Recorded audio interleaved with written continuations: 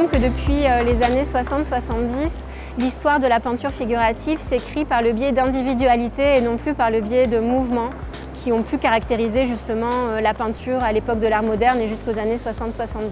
Aujourd'hui, la peinture se définit par des individualités fortes qui renouvellent le champ du figuratif par l'absorption de différents référents expressionnistes, réalistes, matiéristes, qui vont hybrider aussi des référents liés à la grande culture, mais aussi aux cultures populaires.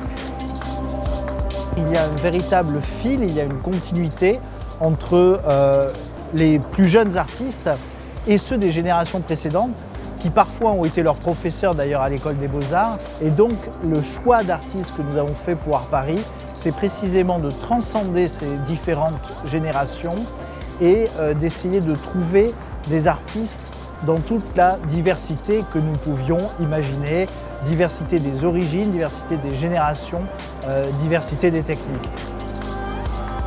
Pendant longtemps, on a parlé de la mort de la peinture française, d'où d'ailleurs notre titre, d'Immortelle, pour montrer qu'elle n'avait jamais disparu.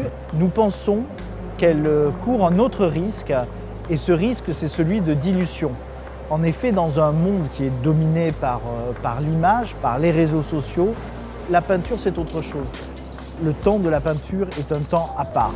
Il y a une dimension presque politique, en tout cas philosophique. Je pense qu'elle est un remède au défilé des images.